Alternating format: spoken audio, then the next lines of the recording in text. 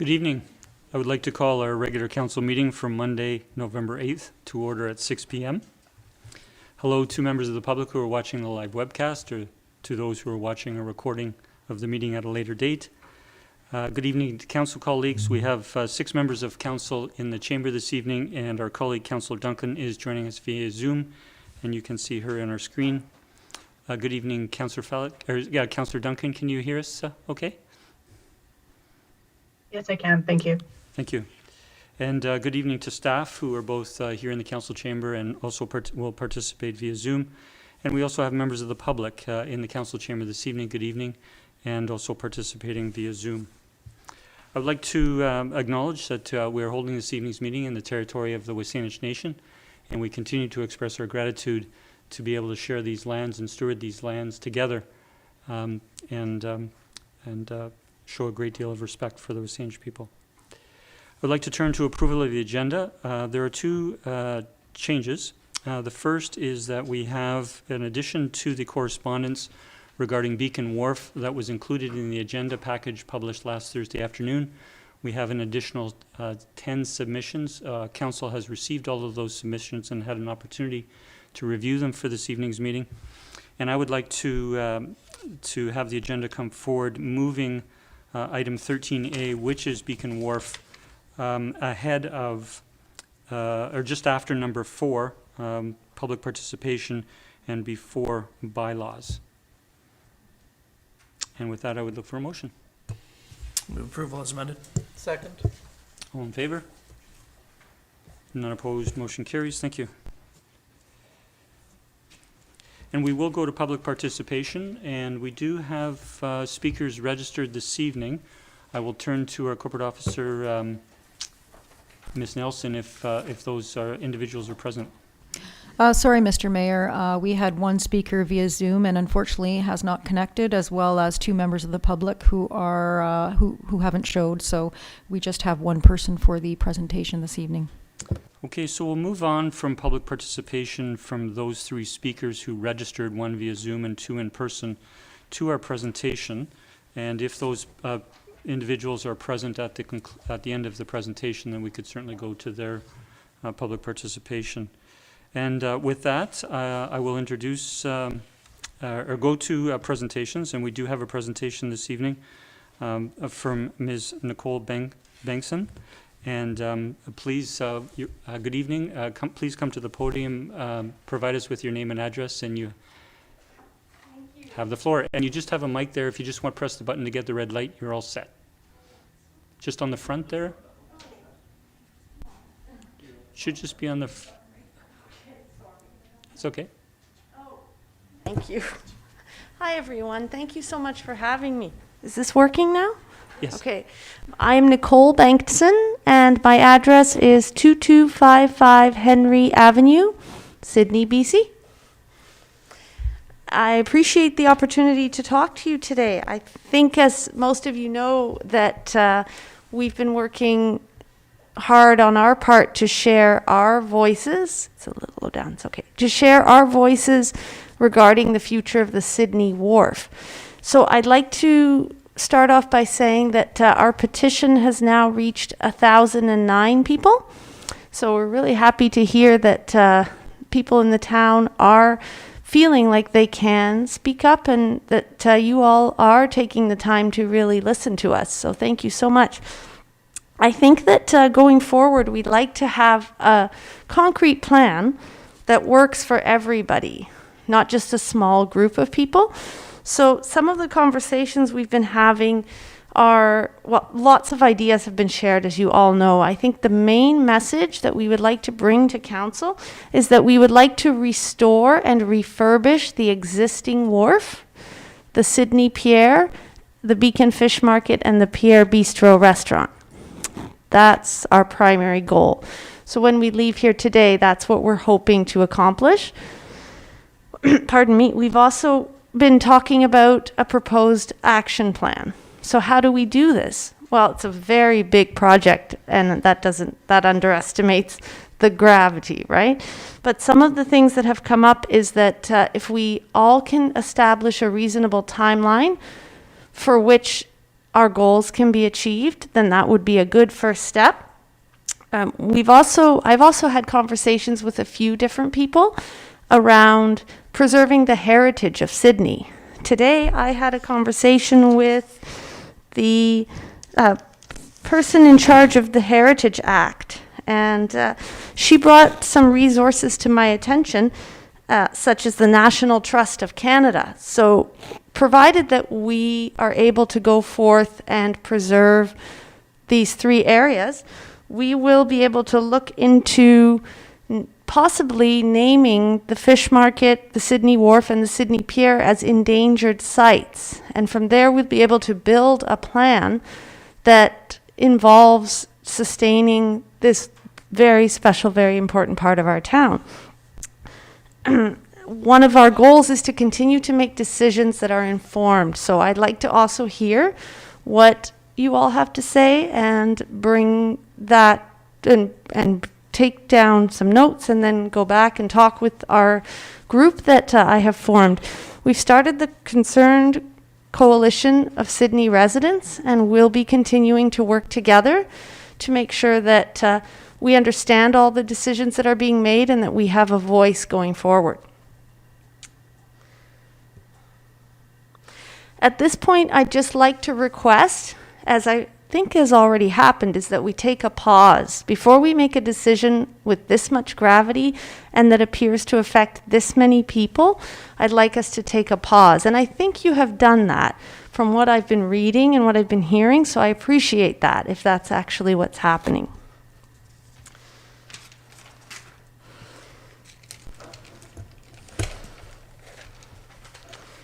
Okay, and I guess I'll finish up by saying, why is this important to us? Well, so many people I've spoken to have said they've grown up here in Sydney, and it is about the memories, it is about the connection people have to the fish market, to Glass Beach, bringing their grandchildren there and allowing them to see all the wonderful sea life that's there.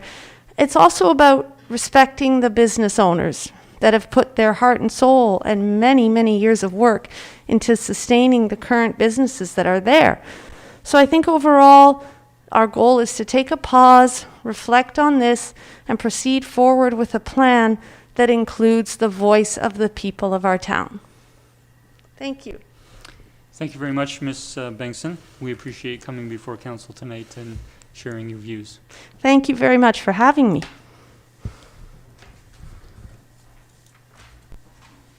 That concludes the presentation. I'll turn to Ms. Nelson if there are any individuals for public participation. No, there is not. Okay. So we will move on to our first item, which is Beacon Wharf. And I will turn to staff for an introduction, please. Good evening, Mr. Hissick.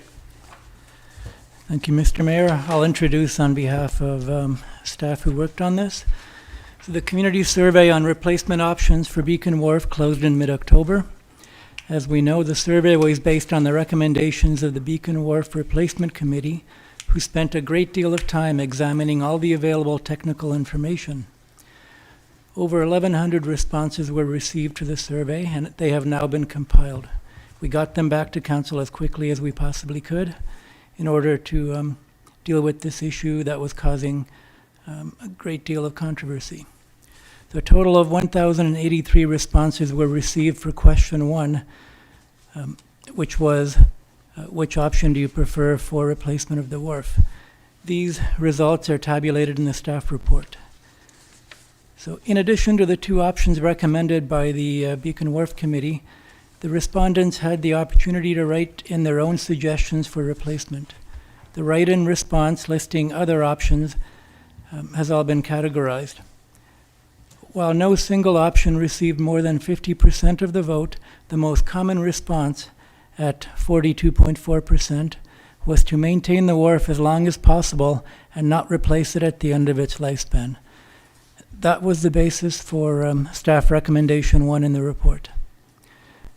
Meanwhile, about half of that number, only 21% of respondents, selected option 1, which was the floating wharf with a public-private partnership. Support for the town borrowing was at about 53%, but some people on both sides of the vote qualified their response to indicate conditional approval. In other words, they said they'd agree to borrowing X amount subject to their preferred option moving forward.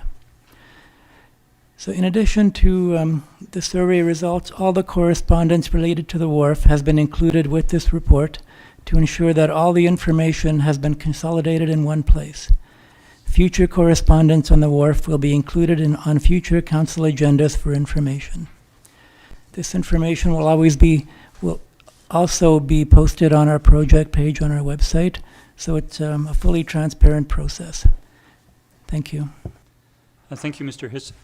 Thank you, Mr. Hissick. I'll turn to colleagues if there are any questions on the staff report. Seeing no questions, we do have recommended motions before us from the staff report. Councillor Rintoul. Thank you, Mr. Mayor. I'd like to move the following: that Beacon Wharf be maintained as long as is practical, and that a condition assessment of the wharf be undertaken in 2023, including the recommended timing for the next condition assessment, and that the existing commercial leases on the wharf be extended to the end of 2024, with the potential for future extensions considered after completion of the condition assessment in 2023, and that council consider next steps after the condition assessment is completed. Second. We have it moved and seconded. Councillor Rintoul, we do have of the option of splitting. They are 4 separate sentences, so we could have the option to split them, but I'll let you proceed, Councillor Rintoul, speaking to the motion. We can determine that. Thank you. I think it would be appropriate to split the motion into 4, Mr. Mayor, if you're agreeable to that. Okay, so as we know in council procedure, if we have 4 motions, we'll consider it 4 motions on the floor.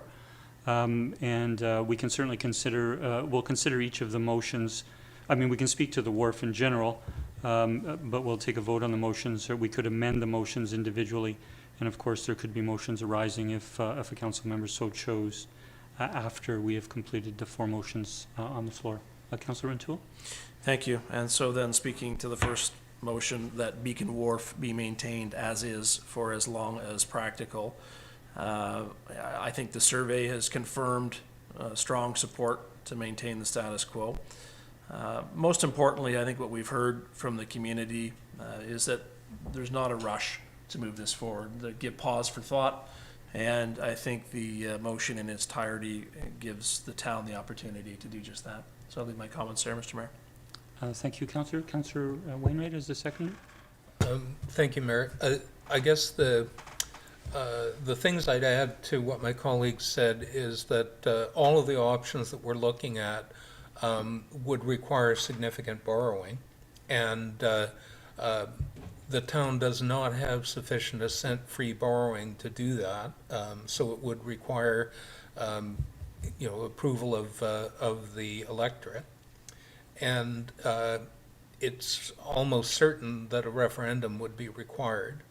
And given the input we've got from the survey, it's quite clear that there is not an option that you could put forward in a referendum that you would expect to pass. This is not going to go anywhere until the majority of the community is sharing a common vision of what they want to see happen. Because that's what's going to be necessary to get the borrowing approved, and it's simply not going to move forward until the majority of the community agrees on what should happen. Thank you. Thank you, Councillor. Councillor O'Keefe. Thank you.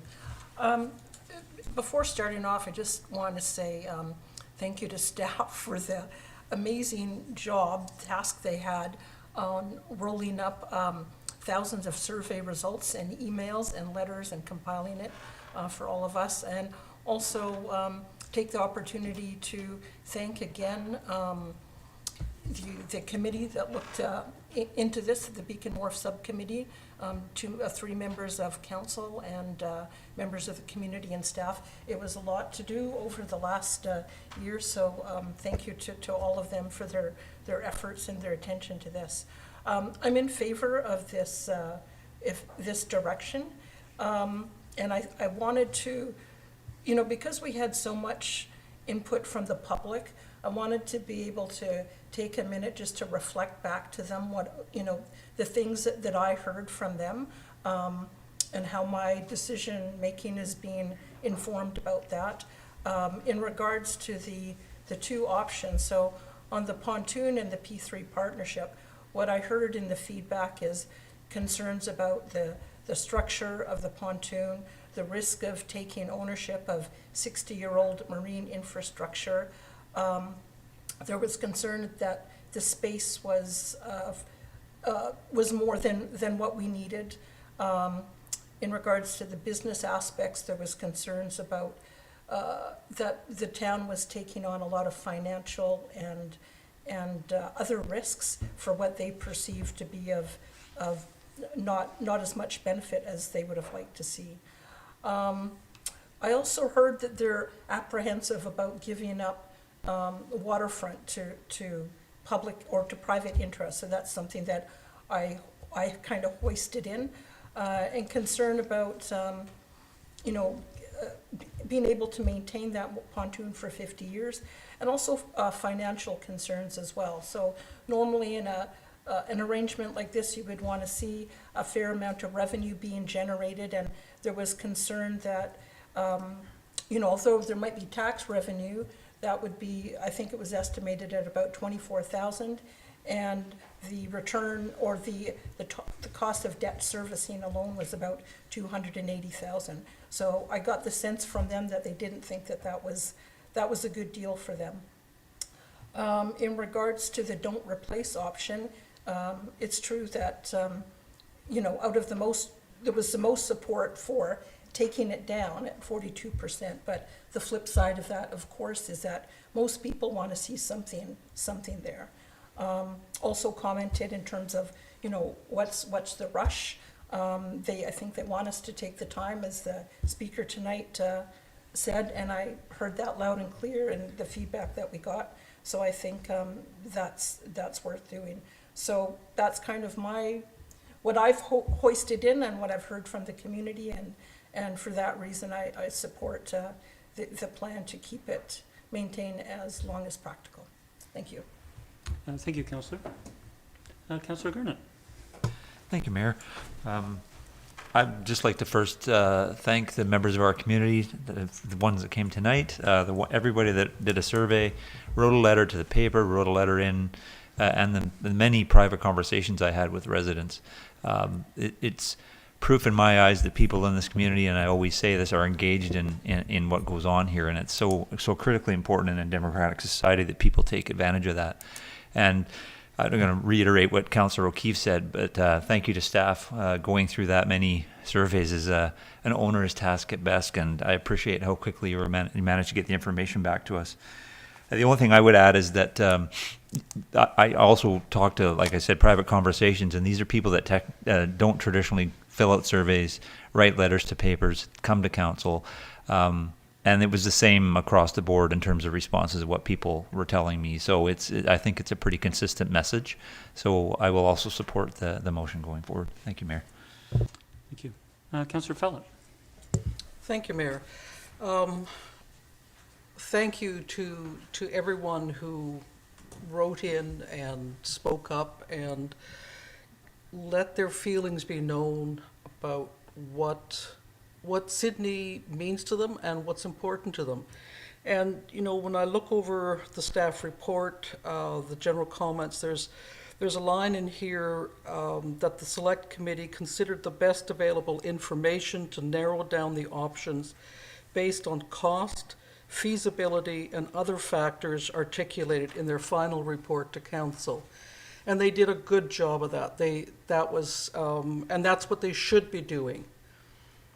The part I think that we didn't anticipate was the intangible. We looked at the cost, we didn't look at the value of something, and the value of what that outlook and what that end of Beacon Avenue means to our community. Our community is, the face of our community is changing right now. We've got a lot of construction. There's a lot of shapes that are changing and views that are changing. And all of that came together in the Beacon Wharf, and people said, we want to preserve this. And I think the process we've just gone through to get us here this evening, and the time it took for staff to, as Councillor Garnett spoke to put together the survey results, and for your elected officials to read through the 1,000+ comments, it was worth it to see what you were saying. And I think, however this goes forward, and whatever a future council may decide what to do with the wharf, it's crystal clear. We need something that means Sydney to people, and whether it is the wharf the way it is like today, or something that represents that, we want a flagship, if you will, for Sydney. And I think the wharf and the buildings that are there is what the public are speaking to. That may not be at the end result what we have when the time comes to make that decision, but I think that is something that will gel out of the community. And as Councillor Wainwright was talking to about our borrowing ability and how much money we're willing to, as I'm talking about the community here, I'm not talking about the town and the council, how much money the community is willing to put into this, and that is something that will come out. So I'm happy with supporting this motion. Thank you. Thank you, Councillor Fallett. I'll turn to Councillor Duncan if you wish to be a first-time speaker. Please, go ahead.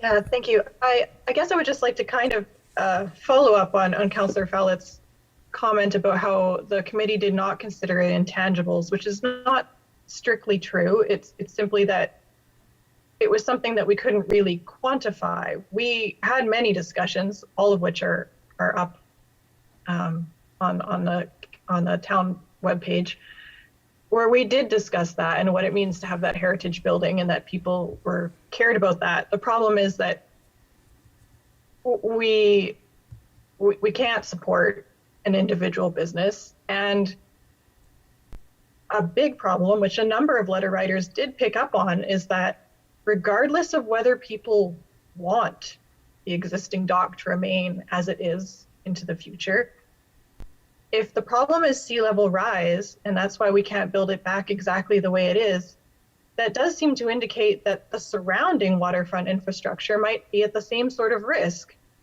And they're absolutely correct.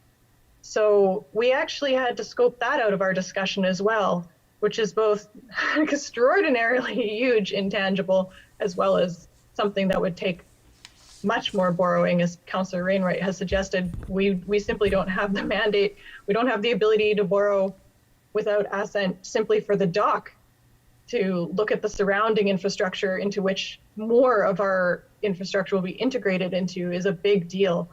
So I understand people are feeling very passionately about this, and so I will certainly be supporting this motion, because I think people are going to need a few years to cool off from COVID and the high emotions that have been generated from the uncertainty of the past 18 months, for them to really be able to recognize what we're having to consider here, which is not how people feel about their town, but rather what is actually possible in the future. It is not the same as the past, and it is not the same as the present.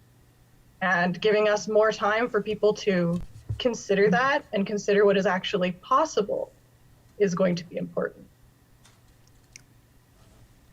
Thank you, Councillor Duncan. I want to acknowledge, as several colleagues have, and thank everyone in the community who took time to provide council with their feedback, whether reaching out to council members individually, as many did, attending the open houses, completing the survey, sending us separate submissions, some of them quite lengthy and well thought out, or speaking to council as we had this evening during presentation.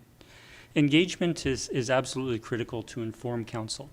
particularly when we are making longer-term decisions for our community. Council started the process to plan for the future of Beacon Wharf early because condition assessments indicate an investment in the many millions of dollars will be required in the coming years if there's to be a wharf, if we are to have a wharf. Planning for the future has forced us to consider some difficult truths. And I think as we got into the public engagement that some of this information was new to the public. One, that a cherished landmark may one day be past the point of repair. And I emphasize may. And two, that climate change factors such as rising sea levels and more intense storm surges will increasingly become a factor in planning for the future along our waterfront throughout Sydney, as Councillor Duncan referred to. We are dealing with a relatively old wharf structure built in and over the water and two buildings with businesses on it. We are all witness to the climate change that is here today in the form of more severe weather events and the forecast of greater challenges in the years ahead. I believe that Council was being both proactive and responsible in starting a process this term to plan the future of the Beacon Wharf. Clearly, as colleagues have stated, people are passionate about our seaside and small town character, and we as councillors, as residents, and many of us longtime residents, share in that passion. The process to date has provided valuable engineering work, it's valuable environmental work, and the community input regarding a range of options. We know there wasn't a preferred option, and we've heard that it needs more study. There is time to take the information from the next condition assessment and revisit various options, and again, have broad community engagement. Thank you again to everyone who gave us your feedback. I think these motions demonstrate how much public input can shape decision-making, and I'll be supporting the motions. Thank you. If there are no second-time speakers, I will call the question on the first part. All in favor? None opposed. Motion carries. We have the second part, Councillor Rintoul. That a condition assessment of the wharf be undertaken in 2023, including the recommended timing for the next condition assessment. Second. Seconded.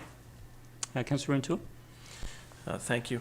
Knowing that the most recent condition assessment anticipated reasonable lifespan, potentially till 2028, I think it's prudent to understand future repair needs well in advance of that timeline, and with an aim to ensure the wharf is safe and accessible for continued use. As such, 2023 would be the appropriate timeline in order to recommence a updated condition assessment. Thank you. Thank you, Councillor. The seconder? Sir. Thank you, Mayor. Yeah, I just echo that. I actually had come in thinking that same date, given the last condition assessment. So I'll support this wholeheartedly. Thank you. Thank you, Councillor. Councillor O'Keefe. Thank you. I'm more inclined to accept the staff recommendation about doing the condition assessment in 2024. So my understanding is that the full assessment was done in 2018. The engineers said we had another 8 to 10 years. We also had some follow-up repairs in 2020, I believe, and no major issues of concern there. So wharf is good till about 2028. And, you know, since we're in agreement that we want to preserve the wharf as long as practical, that's why I'm more inclined to say, then let's wait until 2024 and allow the community to enjoy the wharf a little bit longer. I'm also thinking that once we go through that assessment process, those condition assessments are expensive. And so I'm thinking that once we do the assessment, we would then want to do the engagement, start putting plans in place, and then we presumably would want to get going on those plans without too much of a lag time in between, so that I guess what I don't want us to have to do is to do a second condition assessment before we move along. So I'm thinking, you know, what staff has proposed seems reasonable to me to do the assessment in 2024. That's still within the acceptable range of what the engineers say we should be doing. If we do it in the summer of 2024, perhaps engagement and exploration of options for the balance of the year and into 2025. We still have lots of time to decide what we want to do for 2028. And also, once we're going through that process, if we think that we might need a referendum to give people an opportunity to weigh in on choices, or if we're going to have permission for borrowing, then the timing would be right to do that in the 2026 election. And then we still have a couple of years to kind of get going on things. So. Thank you, Councillor. I'll turn to Councillor Wainwright, and then I'll be speaker after that. Thank you, Mayor.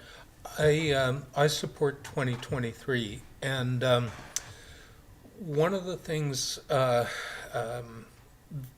I think, one of the reasons that I think it makes sense to do this earlier is the timeline that's involved in getting approval to do whatever option we decide to do eventually, unless it's simply take it out.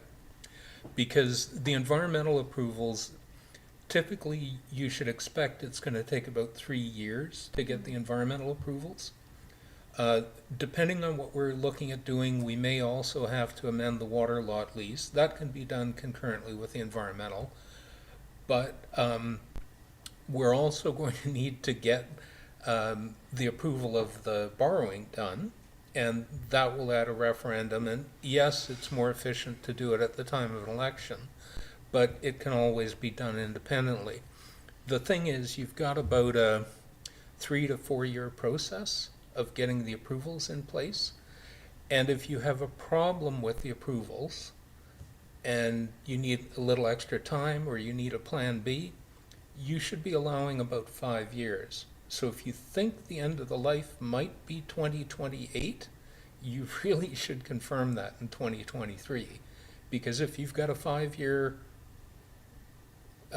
window for getting all your ducks lined up, then you want to make sure you've got that 5 years. And 5 years is a little conservative. You might get lucky, you might do it in 3.5, but we should not plan that way. So that's why I would argue 2023 makes a lot of sense. Thank you. Thank you, Councillor, and I support the remarks by Councillor Wainwright, and would just add that we have, stated, it's in the staff report, that the last condition assessment was done in 2018, and that in the staff report it indicates that a condition assessment should be done every 5 to 6 years.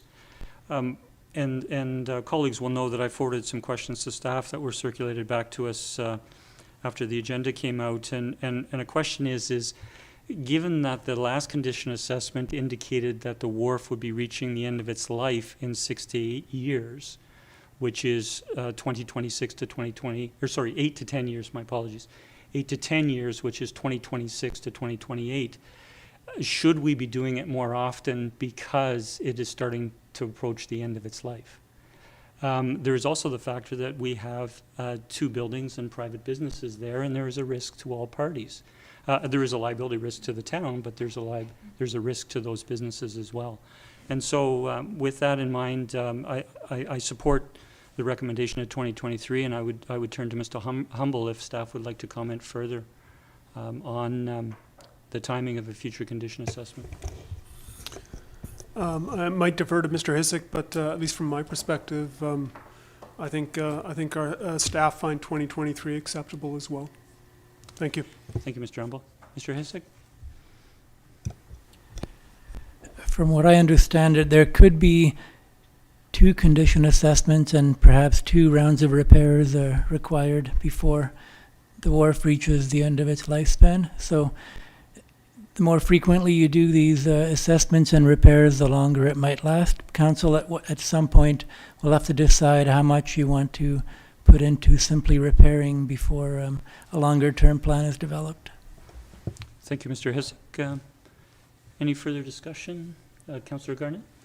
Thank you, Mayor. I would just add also, I think, in terms of the when the assessment was done, I'm just noticing that we're getting much more extreme storms, so I'm wondering what kind of impact that also has on the wharf in terms of its long-term life and whether we should be doing assessments more often. Thank you. Thank you, Councillor. Seeing no other speakers, I'll call the question on the motion. All in favor? None opposed. The motion carries. Thank you. And we'll turn to part 3, Councillor Rintoul. Thank you. The third part, that the existing commercial leases on the wharf be extended to the end of 2024 with the potential for future extensions considered after completion of the condition assessment in 2023. Second. Moved and seconded. Councillor Rintoul. Thank you.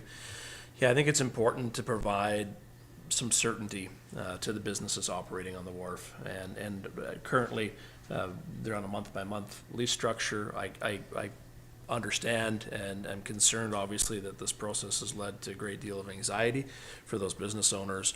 I think this provides that level of surety that 2023 enables us to review the condition of the wharf, and also provides the additional time to the end of 2024, that those businesses can know that we're working towards a plan in that reasonable time period. Thank you. Thank you. Councillor Wainwright. Any other speakers? Seeing none, I'll call a question. All in favor? None opposed. Motion carries. Thank you. And part 4, Councillor Rintoul. Thank you. That council consider next steps after the condition assessment is completed. Second. Councillor Rintoul. Thank you. And this, again, speaks to a common theme throughout the survey feedback and through the presentation this evening as well, that there is opportunity to give pause and further thought and consideration to next steps, using the information, not just from this process, but also from the condition assessment that would come in 2023 towards determining what comes next for Beacon Wharf. Thank you. Thank you, Councillor. Councillor Wainwright. Any further discussion? Councillor O'Keefe. Thank you. I support this. But again, I just wanted to say a few comments to reflect back to the community what I heard from their significant feedback. I also wanted to comment on staff had made a recommendation about having a new waterfront vision, and I like that recommendation about having some planning take place to do a reimagined waterfront, and we need to do that. However, I think the plan that we would certainly do that after the condition assessment was done. And reflecting what I heard from the community on what that might look like, and thinking about what we did with this process, what I heard from them is they want more options. They need and want more information so they can make an informed opinion. They don't want us to give up the waterfront to public interest, is something I heard. They wanted us to look into what other coastal communities are doing with their waterfront structure. Of course, there's a strong attachment to Fish Market. It's one of the few historic buildings left in Sydney. However, as Councillor Duncan said, that's something that might be a challenge based on the realities of climate change, sea level rise, and that sort of thing. But I think we need to look at, no matter what we do, to hoist in that feedback from the community and look at, in whatever we do, how can we pay tribute or acknowledge or make have a representation somehow of the fish market somewhere within the town, hopefully somewhere on the waterfront. I also think that there's an education piece that we're going to want to focus in on, in terms of people want to make informed decisions, so providing information about sea level rise, the restrictions that we're under for flood construction levels, restrictions that local governments are under in terms of the community charter and what we can and can't do to support local businesses. In terms of costs, there was a lot of people who said they were happy to pay increased taxes for a new wharf. However, there's 42% that said they just wanted to let it go, and that's significant. So I think whatever we do, it's going to be important to let the community know what the actual costs are. And then along with that, what I'd like to see is, you know, for us to put that in context for them. For example, I think they need to know, in terms of our debt, how much other debt do we currently have for the community safety building? How will such a large expenditure or borrowing impact not only taxes, but on our ability to provide other things in the community? So we have people that want us, a large part of our community, have concerns about affordable housing and about active transportation. We need a new art gallery. The museum is looking for extra space. There's environmental pressures. There's infrastructure pressures. So I think in whatever we do when we go forward with the public next time, I think putting it into some sort of context so that they can see the big picture of all of these things and be able to prioritize for themselves. Are they willing to pay this amount at the expense of these other things? So I think that's important.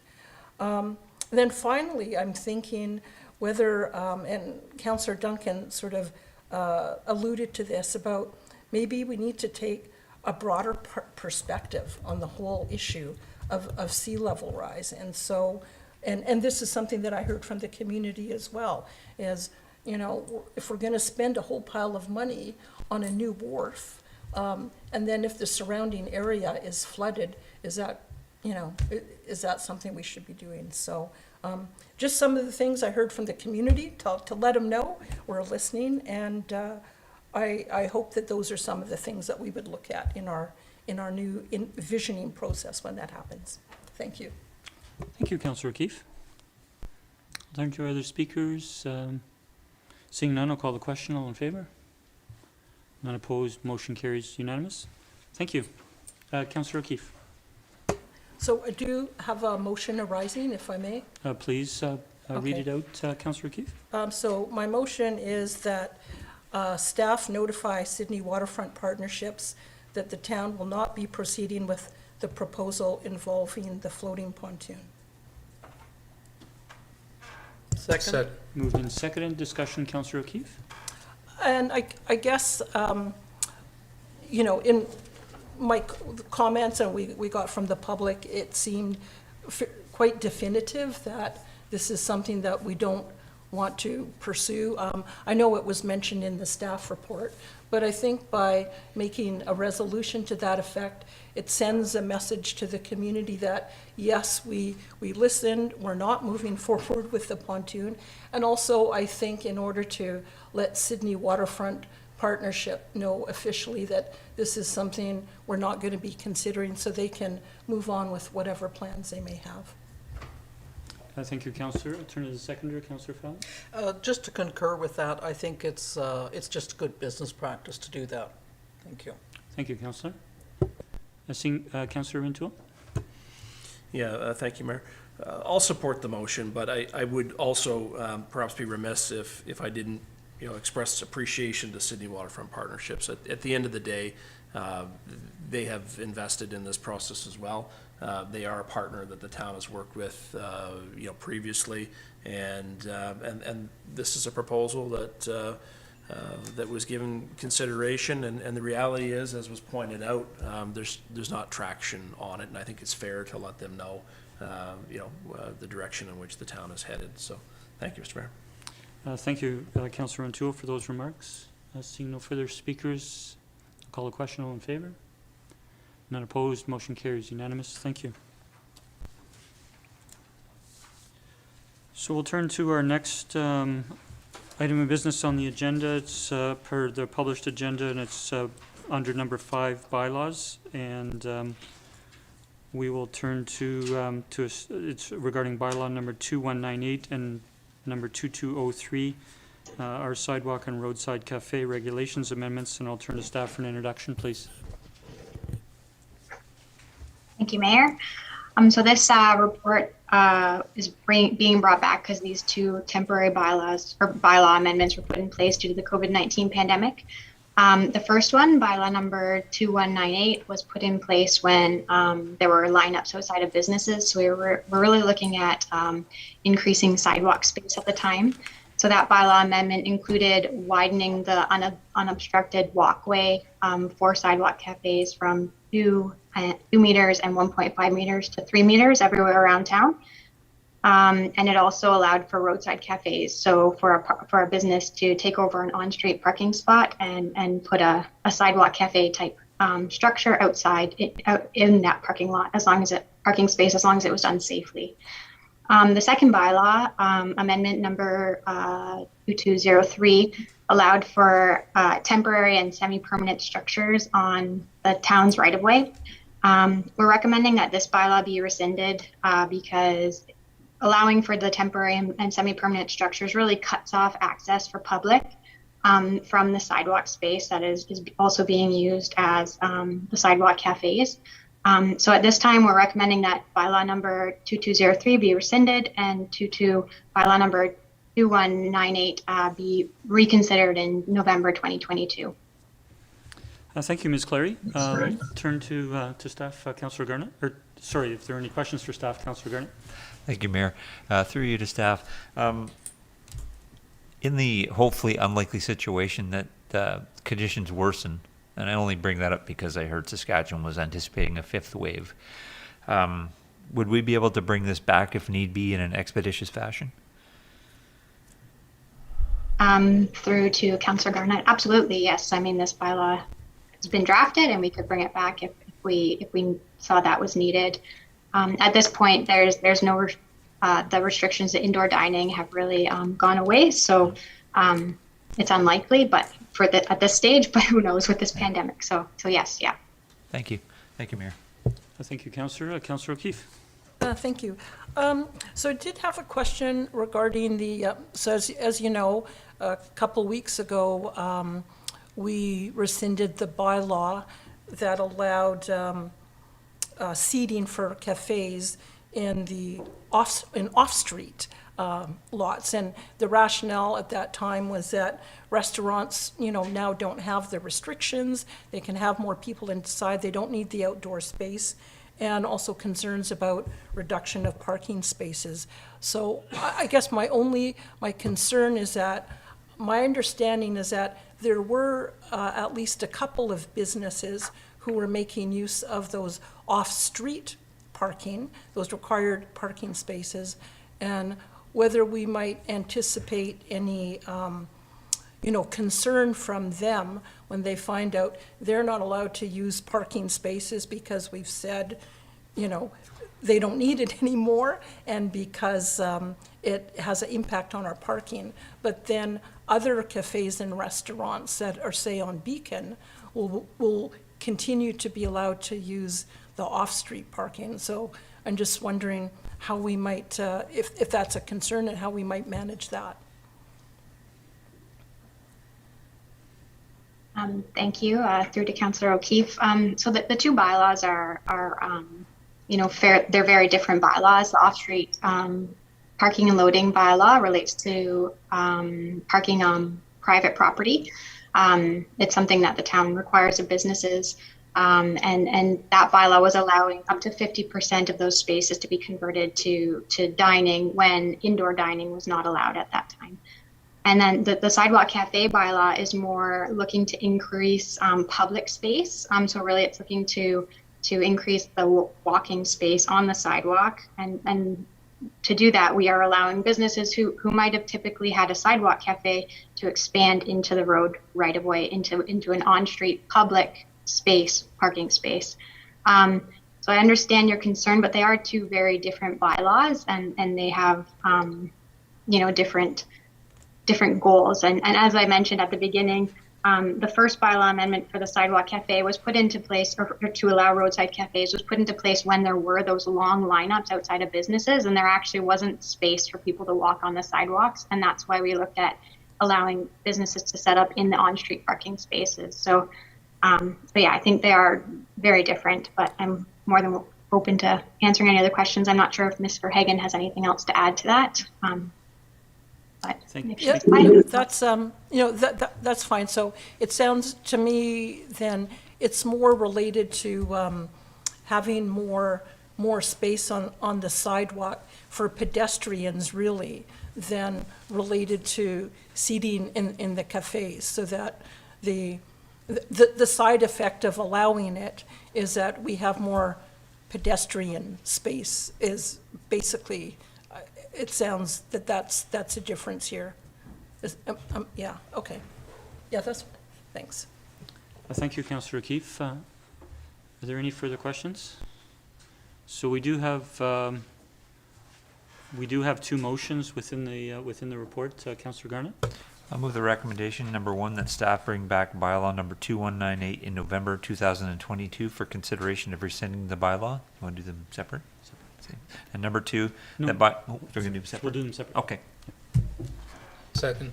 Seconded. Any further discussion? All in favor? None opposed. Motion carries. Councillor Garnett? And the second recommendation, I'll move that bylaw number 2203 be rescinded. Second. Any further discussion? All in favor?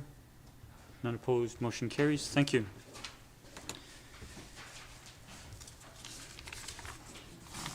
We'll next turn to adoption of minutes, and we have the minutes from our regular council meeting of October 25th. Move adoption. Second. Any errors or omissions? Seeing none, all in favor? None opposed. Motion carries. Thank you. Next, we'll turn to the mayor's report, and I have there are 2 items to discuss tonight. One is appended in the agenda, and those are from the CRD board highlights of our meeting, CRD board meeting of October the 13th. I'd just like to draw attention that the CRD board approved the regional climate action strategy, and the strategy provides a renewed vision, goals, and plan to guide the CRD organization's climate action activities for the next 5 years. It was developed in consultation with municipal partners. The strategy includes an implementation plan for where and how the CRD will influence, lead, or support our region in reducing greenhouse gas emissions and preparing for climate impacts through the various services. And just an example of that, Councillor Rintoul and myself sit on the Panorama Rec Commission. It's a tri-municipal sub-regional service of the CRD, and we have put in place. It's still subject to finding to arranging all of the financing, but we're putting in a heat recovery system. Looking to put in a heat recovery system at Panorama from what powers the ice rinks. That would be the largest single decrease in greenhouse gas emissions in all of the CRD facilities in the region. So still something that's in the works in the planning stages, but certainly aspirational, and it looks like it is a possibility in the future. I also mention it because we have later on our agenda this evening a report from the CRD requesting that each of the municipalities give consideration to increasing the budget for climate initiatives, and I'll leave further discussion to that item. The only other 2 items I wanted to touch on were follow-ups to a previous update I provided, and we actually brought it to a committee of the whole meeting discussing the region-wide participation in the arts and cultural support service that the CRD operates. And at the board meeting on October 13th, the CRD board directed staff to take no further action to draft amendments at this time or to remove the exit clause that is currently available to any municipality that was to join to be a new member. And so the board chair will also send a letter to non-participating jurisdictions outlining the benefits of joining the Arts and Cultural Support Service, associated costs. And we have considered that previously, but that will be a letter that comes forward at a later date. The second was also from that same update with regards to a new regional performing arts facility service. And so this was on the facilities side, not on the performing arts side, which was previous. And at the board meeting on October 13th, CRD board staff directed staff to take no further action related to bylaw number 4445 at this time. 4445 would have been a brand new service establishment bylaw for the entire region for funding of arts facilities. At that discussion at Committee of the Whole, we spoke to elements of that report that included possible funding to our Mary Winspear Center Charlie White Theatre, which is considered a regional facility. Staff have been directed to report back to the CRD Performing Arts Facilities Select Committee with options regarding moving forward further on a possible full regional service. I've been a representative on that Arts Select Committee, and I'm not sure if it will be reconstituted as was or continue with the same participants. That concludes my my update to CRD report. I just wanted to give a shout out to the Greater Victoria Green team and our Town of Sidney Park staff. In particular, Carlos Hawkins is a newer program manager for the Greater Victoria Green team, and he helped coordinate the initiative that occurred last Saturday, and I was able to participate for most of the half day, where we took a great run at English Ivy in Roberts Bay Park at the end of small Roberts Bay Park at the end of 3rd Street, and also a shout out to Cliff Halliday Sr., our parks foreman, who not only helped organize the day and was carting away truckloads of ivy, but was engaged for the full half day in pulling the toughest ivy himself. So it was an experience for me to learn firsthand how invasive and how challenging English ivy can be. But this is the second go at that particular park. We had some 40 volunteers from Sydney and area back in 2019. I know some of Councillor colleagues participated then, and we advanced it. And I think there were some additional plantings, given the amount of ivy that's been able to come out, that would be more natural plantings for that area. So thank you to staff and to Victoria Green team working together on those initiatives that will continue to be brought forward in future years. Councillor O'Keefe? Thank you, Mayor. Just a question on back to the CRD board highlights. That first item there about the regional trails widening and lighting project caught my eye, and I just wonder whether through you whether you know, or through you to staff, whether they know whether this impacts Sydney at all. They talked about new pathways and design, and so I wondered, are there any trails within Sydney, like Lochside, or ones along the highway that are considered part of the CRD trail system that we would benefit from what they're doing there? So that's a good question. Thank you, Councillor O'Keefe. So CRD Parks includes not only the regional parks in the Capital Regional District, but it does include the 3 regional trails, and one of those is the Lochside Trail that runs from BC Ferries through Sydney and down into Victoria, and then connects to the Galloping Goose. Time frames aren't as good for me, with the pandemic, but I do believe it was a year and a half ago approximately that CRD had a detailed study about possible expansion of certain trails and lighting certain trails. So priorities were set, and they're looking to a heavily used section in Victoria, close to where the Lochside Trail and Galloping Goose as the first priority. And so at this time, other trail sections are not being considered at this time. Okay, but I certainly took an interest in that through that process. Thank you for the question. So I'd ask if we could have a motion to receive the CRD report. So moved. Second. All in favor? Motion carries. Thank you. Next turn, I'll turn to council reports, and Councillor Garnett, as our council liaison to the Shaw Centre for the Salish Sea, has a report. Councillor Garnett. Thank you, Mayor. I won't go too deep. The strategic plan has been finalized, and I believe Executive Director Pauline Finn will be making a presentation to staff or to council at a future date. So I'll just touch on some things that have been happening, and start with a sort of a general statement about, if you council can remember back in 2018 when the Shaw Center for the Salish Sea came in need of increased funding. And the time, I myself and others on council were quite concerned about the financial status and the results of an engineering assessment report that was provided at that time. We decided to provide the extra funding and give them extra time to address the issues. And I'm happy to report that as of today, all of the recommended engineering concerns have been addressed. Furthermore, they've made many changes to improve the facility. Both the exit and entrance are now accessible. The center shifted their store to a local artisan approach, and they have created a space in the back dedicated to exhibits where To Fish is formerly is now showing and will be showing for a while. These are all really positive changes that have seemed to have really helped the facility. And so I'll touch on some of the financial numbers, and their start of their fiscal year is June 1st. So you look at it, and the numbers I'm going to give are all in comparison to 2019 because of the erratic nature of 2020. So in July, they came in at 85% of net sales and 73% of visitor volume.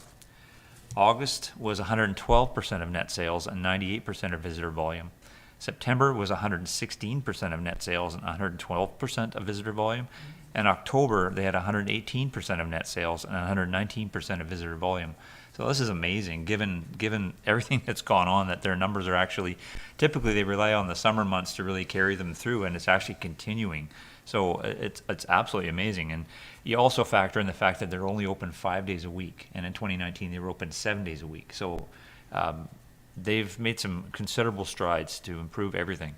If you look at from June through September 30th, their 2021 expenses were $44,000 or 11% below plan, and revenue was $52,000 or 13% above plan, which has resulted in a net position of plus $102,000 compared to the plan of plus $6,000.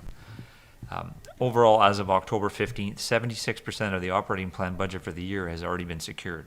And of course, they still have another several months to go. So this is all positive news. The center held an event on Halloween, which they called Ascarium, a play on words, which they did held by donation. They welcomed 350 trick-or-treaters over a 3-hour period, and they raised $2,000 that they split 50-50 with the food bank.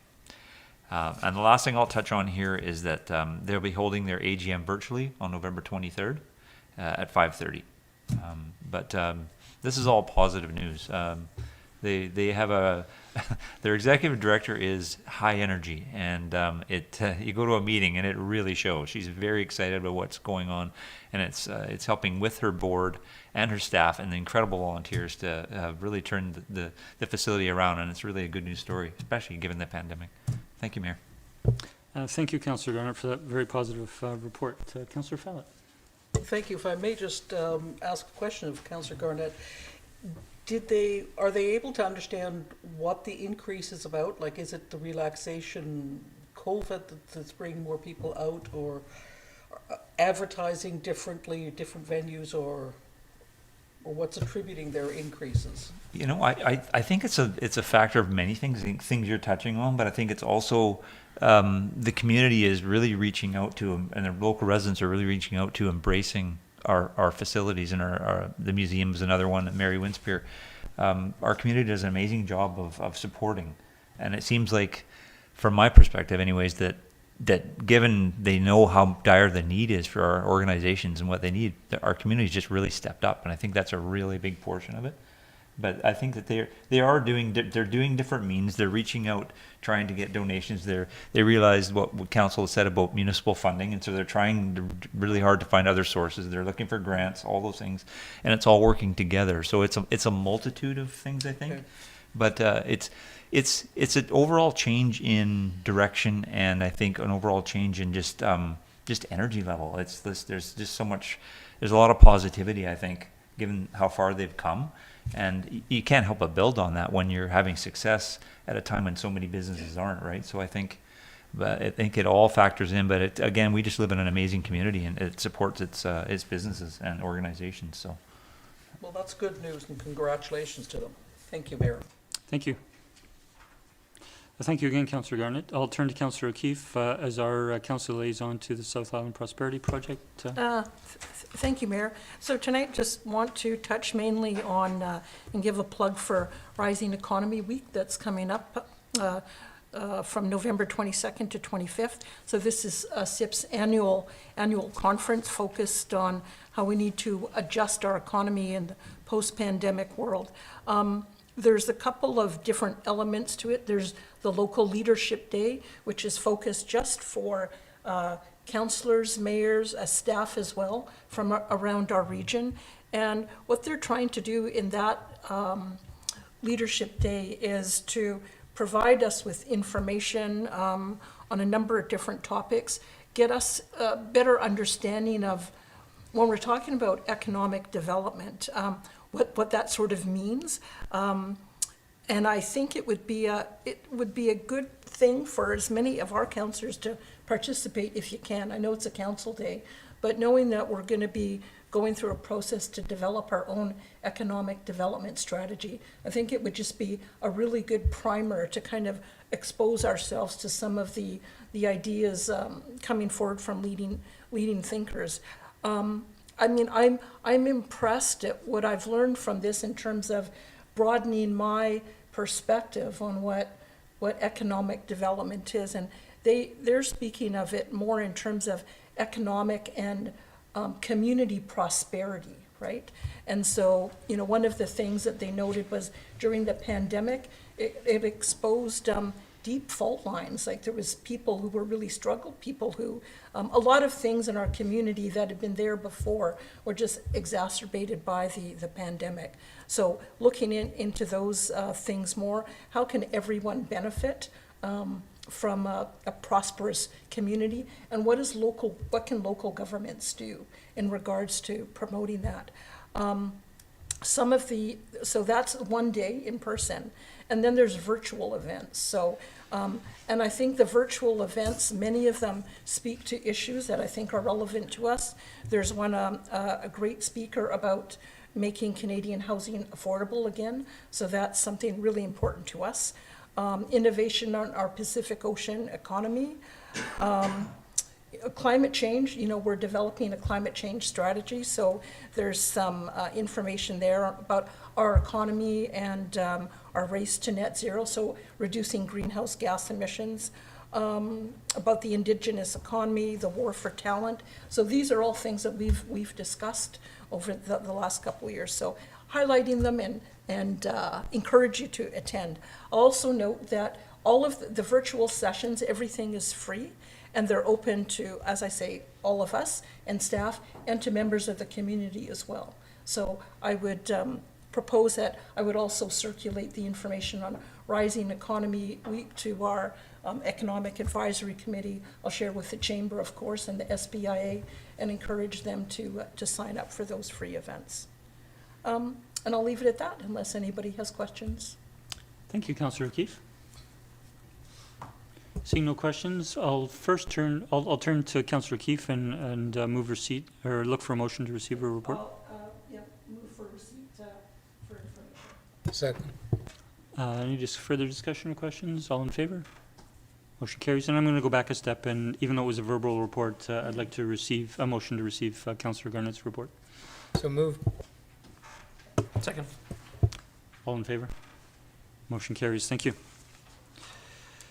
We'll next turn to committee reports under section 12, and I'll turn to Councillor Rintoul, who was our chair for the committee of the whole meeting on November 1st. Councillor Rintoul.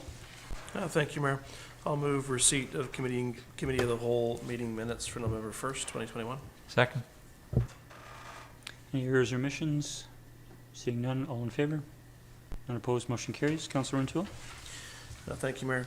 Committee of the Whole recommends, and I so move, that development permit application number DP 100825 to permit the construction of 2 small lot single-family dwellings for the property at 2313 Orchard Avenue be forwarded to the Advisory Planning Commission for review and comment. Second. Discussion, Councillor Rintoul. Seeing none, all in favor? Motion carries. Committee of the Whole recommends, and I so move, that the development permit application number DP 100824 to permit the construction of 2 small lot single-family dwellings on the property at 9675 8th Street be forwarded to the Advisory Planning Commission for review and comment, subject to the condition that prior to review by APC, the applicant provide a revised flood hazard report. Second. Any discussion? Seeing none, call the question. All in favor? None opposed, motion carries. Committee of the Whole recommends, and I so move, that the presentation regarding implementation of the downtown streetscape and urban design standards plan be received for information. Second. Second, any discussion? Seeing none, all in favor? None opposed, motion carries. Thank you, Councillor Rintoul. That concludes committee reports. We'll turn to staff reports, and we'll go to item 13B, and that is the Climate Action Plan Initial Survey Report. We have a report, and I'll turn to staff for an introduction, please. Thank Good you, evening, Mr. Mayor. Mr. Newcomb. Good evening. So this report is a short report detailing a survey that we are planning as part of the update to the Climate Action Plan for the town, which staff have begun now in earnest. The report provides a short overview of the survey. It is a fairly short survey, and one of the reasons for that is because there was quite a bit of engagement done as part of the OCP update project related to climate action and a number of initiatives around the climate action. So this survey is intended to sort of fill in the gaps for that earlier engagement we did, and we are planning engagement later on in the project as well. The timing of the survey is fairly soon. We're looking at getting it out in the next few weeks and having it run through the latter half of November and into December. And we're going to have it coincide with the next release of Town Talk, and also looking at some newspaper ads to promote the survey, and also through social media. And happy to answer any questions. Thank you. Thank you, Mr. Newcomb. I'll turn to colleagues if there are any questions. Councillor O'Keefe. Thank you. When I looked at the survey, there was some of the things that I thought were maybe information is out there already in terms of, say, composting, and so I guess what I was thinking in regards to some of these questions is, so for example, on composting, asking people what is, stopping them from doing that. Is it too smelly? Is it whatever? And I'm thinking, what is it? What would be our response to that? And I'm thinking, well, probably, I think the CRD has information about composting, so I wouldn't think that we would be sort of coming up with something new on that. So I'm just wondering, are we tapping into existing information and resources that we already have from CRD and other places? Through the mayor to Councillor O'Keefe, thanks for the question.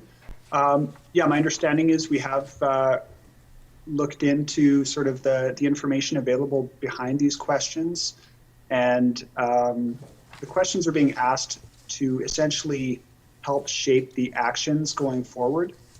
So if it does result that there are, some tangible barriers to the reasons why people may not be composting or something like that, that's something we're hoping to address in the actions of the updated climate action plan. So yeah, I mean, we definitely can look into whether the CRD has some data in this regard, but most of these questions are intended to sort of shape the responses going forward. Thank you. You have, go ahead, Councillor Yeah, O'Keefe. and so, yeah, I understand that. I guess what I'm also wondering is, did we give any thought to perhaps using the survey to establish some benchmarks in our community about certain things? And maybe that exists already, I don't know. So instead of asking people, what stops you from buying an EV bike or an EV car, because I think we probably know what the reasons are, but would it be valuable to ask, do you have an EV car, or do you have an EV bike? Do you have a heat pump? Do you compost? So I guess what I'm thinking is, could we use this as an opportunity to figure out, okay, only 2% of people have electric vehicles or electric bikes, only 5% compost, only 10% have heat pumps or whatever, and then use that sort of as a guideline and a benchmark so that it would help us perhaps establish some goals in terms of, okay, we want to get, I don't know, 25% of people to have EVs. So whether that's something that you might consider, or whether you might think is useful. Yeah, thank you. It's a good question, and there are some data out there with regard to the penetration of EVs in communities and things like that. So we have looked at that, and we are using some of that information in updating the Climate Action Plan. The challenge with surveys like this is that they are somewhat self-selecting. So, in terms of looking at EV penetration in Sydney itself, responses to this type of survey wouldn't give you an accurate representation of what's out there.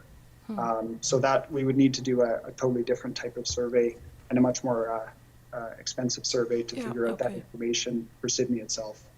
So we typically use sort of representative samples that the province has done on comparable communities for that kind of information, and just sort of make a best guess for a place like Sydney. Right, okay. And One more? one more? Please proceed. Thanks. No, I was just wondering about the business community, and so whether we thought about doing anything to, maybe is the information that we would gather from them maybe different, and are we planning something separate for them, or just wondering about that? Thanks. No, this survey would cover both the business and residential sector in Sydney. At this time, we're not planning anything separate for the business community. Okay, thank you. Thank you, Councillor. Thank you, Mr. Newcomb. And so we have, Councillor Fell. Yeah, thank you. Good evening, Mr. Newcomb. When I looked through this, it seemed to be that it's focused mainly on single-family dwellings. We aren't looking at all the condos we have. Like when you're looking at heat pumps and there was something else. Just looking at that, they're not being taken into consideration because there's certain, or the composting, right? Because a lot of the condos don't even have that available. They've got their own private garbage collector, and they aren't even collecting the compost, or separating the compost. So I'm wondering, is there a way to make sure that we also incorporate some of the stratas that may not have the same options for potential that homeowners do or residents do in single-family dwellings? Yeah, thanks for the question. I don't think this survey has been written completely with single family in mind, but I will certainly take that comment back, and we'll give it another review to make sure that it does cover all dwelling types and all sort of situations that we can think of in Sydney. Okay, and the one other comment I have is the question was about an e-bike, and I'm wondering why it isn't just about bicycles. Why? I mean, if we're going to look at climate action, the most climate-friendly mode of transportation beyond walking would be a bicycle as opposed to an e-bike. Don't have the battery. So why is the question not bicycles, and then you can break it down to the type? But part of the reason for that is that we are doing an active transportation study also very soon. So we're trying to separate out, in this case, I think there's a little bit more of an infrastructure element around e-bikes, and if they are in a strata building or something like that, there's the need for a plug-in. And so looking at just those kind of specifics in the climate action plan, whereas the active transportation plan would look at cycling as a whole, might also look at e-bikes as well, but may not go into that level of detail, just given the more broader approach that it would have. That makes sense. Thank you very much. Thank you, Councillor. I see Councillor O'Keefe has one more question. And then I'll go to Councillor Duncan as a first-time speaker. Thank you. When I looked at the survey, I had possibly 3 questions I was wondering if we could add. When I looked at the one about the EVs, I saw that there was at least one question that asked if people weren't adopting because they were concerned about the environmental issues of the battery, which was nice to see, and I was glad that that was acknowledged. I'm just wondering, and I know we're really hemmed in here because this is a CRD goal and a provincial, I think the #1 provincial goal is to get people to go to EVs, but we know from the report that came out in the UK when they actually looked at whether it was feasible for people to convert to EVs and found just to convert the UK's fleet alone would require twice the entire world supply of cobalt, almost all the neodymium, 75% of the lithium, and at least 50% of the copper, which means that for us to have this as a goal is like saying, you know, our climate change plan is to simply make everyone eat green cheese and then that will solve it. Like it's impossible. So I'm wondering, I guess this would be an other, and I would be the person who wrote in and said, other, it's bunkum, but can we put in, you know, our environmental concerns, or just that this is not a feasible strategy, or I disagree with EV adoption as a climate change strategy, just despite the fact it's the provincial goal. The other one was for the e-bikes. A similar problem is that the concern about the obsolescence of batteries, and that's one thing I have heard people actually say. So it might be useful to have it in there, because a lot of the newer ones with the integrated battery, once that thing goes and the company decides, you know, planned obsolescence makes them a lot more money, they don't make replacements. Mine doesn't have a replacement feasibility, even though I've got one of the add-ons. And so if I bought one of the bikes where it was integrated, that whole bike is garbage as soon as the battery goes. And I feel some people might be concerned about that. And the last one was for the heat pumps. And this one would be, I mean, definitely one that we need to kind of look for from a town perspective and a bylaw perspective, is just that I looked at actually getting a heat pump in my house. It's not actually feasible at all. So there is going to be some percentage of our residents who maybe have looked at that already or would like to look at that and just discover it's just not possible. Our existing infrastructure is not sized right. The layout of the lot, wherever they could put the stuff on the outside, it just wouldn't work. So that would probably be, the last one is probably actually the most important one to get in, but the e-bike as well. Yeah, thanks for those comments. As far as the heat pumps go, we'll definitely look at that and just make sure that, you know, for folks where it's not feasible, that they maybe have an option in the survey response. The town's climate action coordinator, Ms. Mary Gill, and I have had many conversations about the electric vehicle thing. And I think it's important to note that this survey and the climate action strategy as well is just fitting in sort of one aspect of a much bigger issue. And I think absolutely the focus should be on, you know, people-powered active transportation, given the much smaller impact it has on the environment overall. And we're not trying to focus on EVs here as a specific goal. We're just trying to gather a bit of information that will then be fit into a broader overall strategy. So that point is definitely well taken. Thank you. Thank you, Councillor Duncan and Mr. Newcomb. Councillor O'Keefe. Thank you. Sorry, I did have one more. When I was going through it, I thought it was important that whatever we ask, that we made sure that it was something we were going to follow up on, or that we had the capacity to do. And so what I was wondering about question number 9 that talked about the single-use plastics. And I think maybe I need a refresher, but I recall that we discussed having a bylaw about banning single-use plastics in the town. And my recollection is that we kind of decided not to move forward with that because we were waiting. I don't know if it was the provincial government was expected to come out with something like that. So I guess what I'm thinking is, if that's the case, if the provincial government is still moving forward with that, whether this is something we would even consider doing and whether it needs to be in the survey. I don't know. Mr. Newcomb, I'll let you answer, and then I would have some comment as well, possibly. Yeah, thank you. I might toss this one over to Ms. Clary as well, as I'm not up on the latest with the provincial changes. But the intent is to get just a bit of a sense, I think, of the public feedback on this, but I'll let Ms. Clary speak further to that. Thank you, Mr. Newcomb. Yeah, so the the province has now put in place a mechanism for municipalities to regulate single-use plastics without taking a bylaw for approval. So staff are currently working on that to bring forward to council in the near future. Oh, okay. Thank you.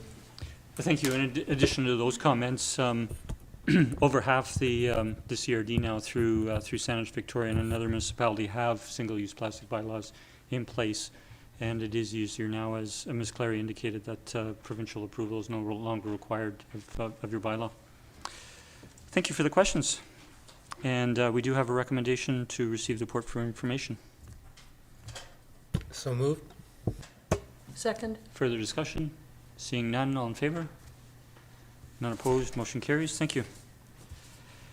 We'll turn to item 13C, which are amendments to our public bench dedication policy WS-015. And I'll turn to staff for an introduction, please. Thank you. So this report is addressing a resolution that council made back in May of 2021. There was a couple of letters that came forward from donors of benches that were pre-policy, so pre-2003. And they were under the understanding that their benches were donated in perpetuity.